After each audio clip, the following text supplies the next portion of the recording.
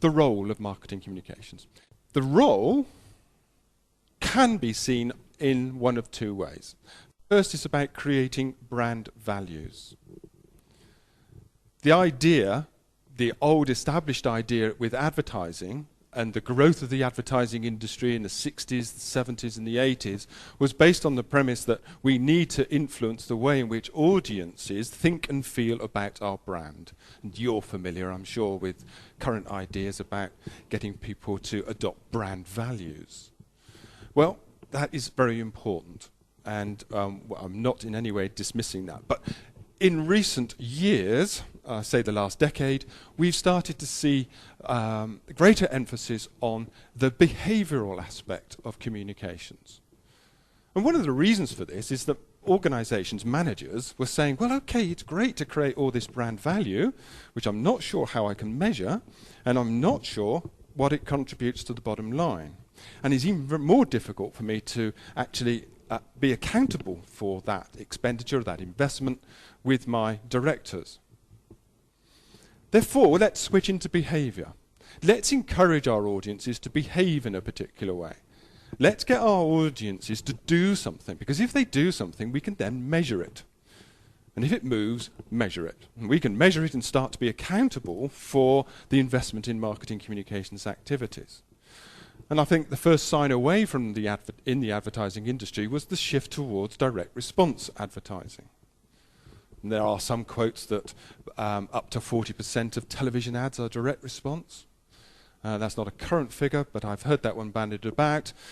It's a lot, isn't it? It's 40% of our ads are telling us to go to a website, helping us pick up a phone, yeah, trying to get more information about that particular brand, because then we can measure it. We can measure the interaction, involvement that customers have with our brand. However,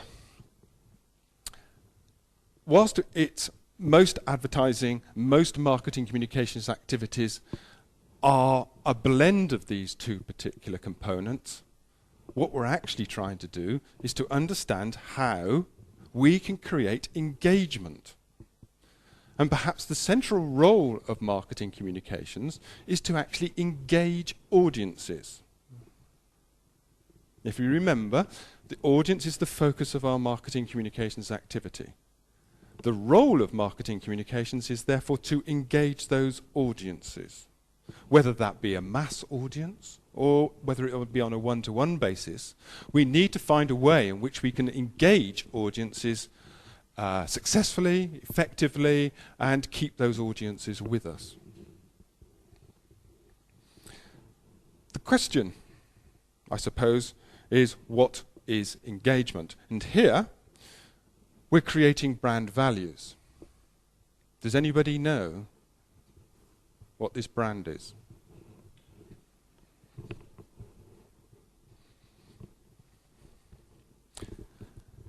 Can you tell me a sector that this brand might be involved with? Or a reflection of? Anna? Pardon? Fashion. Fashion? Good guess. Anybody else? Men's cosmetics. Cosmetics, yes. We're in the perfume market, yes? Fragrance market. And this is Ralph Lauren, and the brand is Romance. More importantly, and not wishing to go into some, disaggregate this particular picture in terms of some content analysis, if you look at it, can you identify the target audience? Yes. Can you make some judgment about the values that this brand is representing? Yes. You probably can.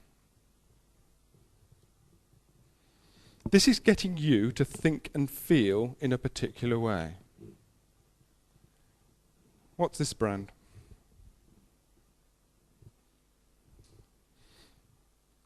Write it down. Who do you think this brand represents? What is this brand?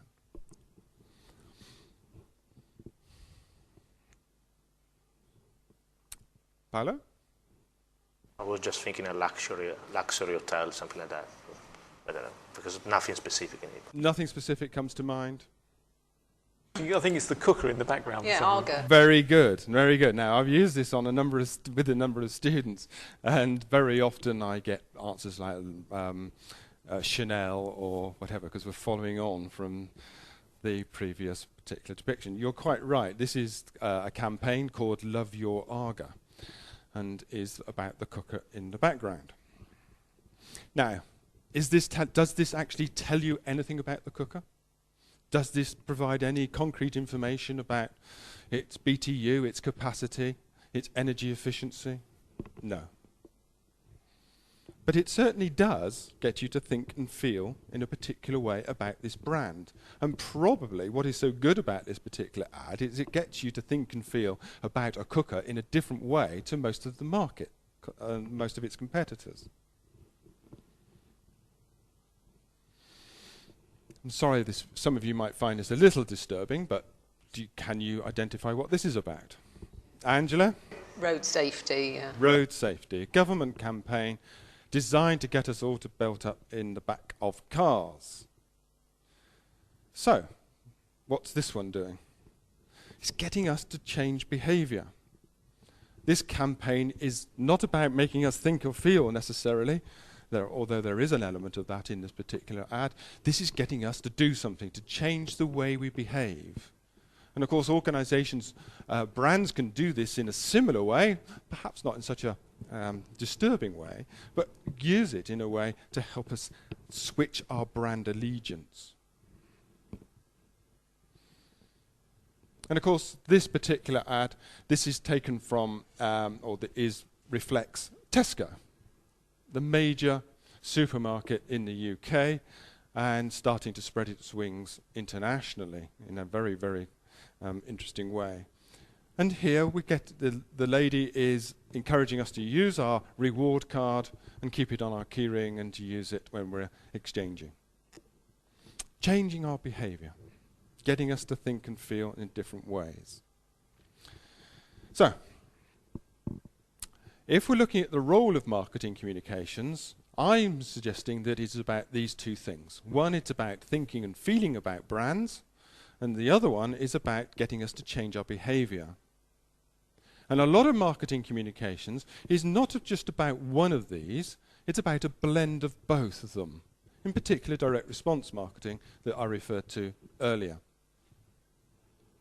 These communications should be used in such a way that obviously we want to achieve our particular campaign goals, but what we're actually trying to do is to create engagement. We want to engage our audiences and enable them to develop and understand who we are and want to be involved with the brand in the longer term.